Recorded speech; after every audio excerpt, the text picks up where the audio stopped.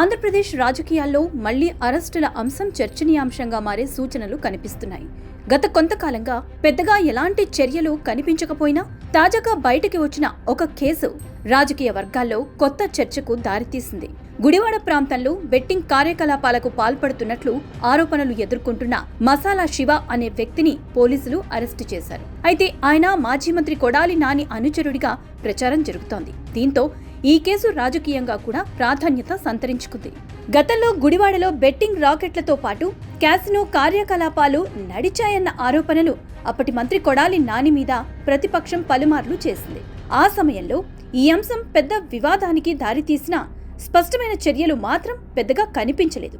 ఇప్పుడు మసాలా శివ అరెస్టుతో ఆ పాత ఆరోపణలను తిరిగి పరిశీలించే అవకాశాలు ఉన్నాయని రాజకీయ వర్గాల్లో చర్చ జరుగుతోంది.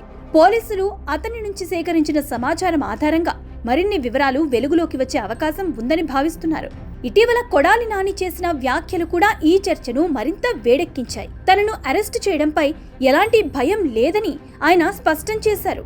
మహా అయితే 100 రోజులు జైల్లో పెడతారు, అంతకంటే ఎక్కువ ఏమీ చేయలేరు అంటూ ఆయన వ్యాఖ్యానించారు. ఈ వ్యాఖ్యలతో ఆయన అరెస్టు జరిగే అవకాశాన్ని ఆయనే పరోక్షంగా అంగీకరించినట్లుగా రాజకీయ విశ్లేషకులు అభిప్రాయపడుతున్నారు. కొడాలి నాని ఆంధ్రప్రదేశ్ రాజకీయాల్లో అత్యంత వివాదాస్పద నాయకులలో ఒకరిగా గుర్తింపు పొందారు. ముఖ్యంగా టీడీపీ అధినేత చంద్రబాబు నాయుడు మరియు మంత్రి నారా లోకేష్ పై ఆయన చేసిన తీవ్ర వ్యాఖ్యలు తరచుగా వివాదాలకు దారితీశాయి.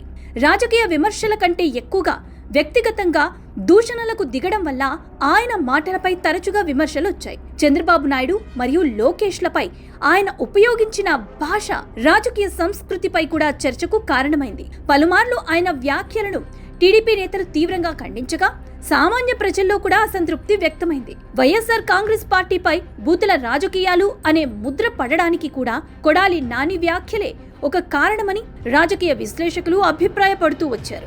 ఎన్నికల సమయంలోనూ ఆ తర్వాత కూడా ఆయన చేసిన వ్యాఖ్యలు తరచుగా మీడియా దృష్టిని ఆకర్షించాయి. కూటమి ప్రభుత్వం అధికారంలోకి వచ్చిన వెంటనే కొడాలి నాని అరెస్ట్ అవుతారని అప్పట్లో పెద్ద ఎత్తున ప్రచారం జరిగింది. ముఖ్యంగా ప్రతిపక్షంలో ఉన్న సమయంలో మంత్రి నారా లోకేష్ రెడ్ బుక్ గురించి మాట్లాడిన విషయం అప్పట్లో చర్చనీయాంశమైంది. తనపై తన పార్టీపై తీవ్ర విమర్శలు చేసిన నాయకుల పేర్లు అందులో నమోదు చేసినట్లు ఆయన చెప్పడం రాజకీయంగా పెద్ద చర్చకు దారితీసింది. ఆ సమయంలో కొడాలి నానికి కూడా ఆయన నేరుగా హెచ్చరికలు చేసిన సందర్భాలున్నాయి. అయితే ప్రభుత్వం ఏర్పడి దాదాపు 2 ఏళ్లు అవుతున్నా కొడాలి నాని అరెస్ట్ జరగలేదు. దీనిపై టీడీపీ శ్రేణుల్లో కొంత అసంతృప్తి కూడా వ్యక్తమైంది. ఇదే సమయంలో కొడాలి నాని అనారోగ్యానికి గురయ్యారు. గుండెపోటు రావడంతో ఆయన ముంబైలోని ఆసుపత్రిలో చికిత్స పొందారు. అక్కడ ఆయనకి బైపాస్ సర్జరీ కూడా జరిగింది. ఆ తర్వాత కొంతకాలం హైదరాబాద్లో విశ్రాంతి తీసుకుంటూ ఉన్నారు. ఇటీవల వైఎస్ఆర్ కాంగ్రెస్ పార్టీ నేత అంబటి రాంబాబు అరెస్ట్ కావడంతో ఆయనని పరామర్శించేందుకు కొడాలి నాని వచ్చారు. ఆ సమయంలో కూడా ఆయన తన పాత ధోరణిని కొంతమేర కొనసాగించినప్పటికీ మాట్లాడే విధానంలో కొంత జాగ్రత్త పాటించినట్లు రాజకీయ వర్గాలు గమనించాయి.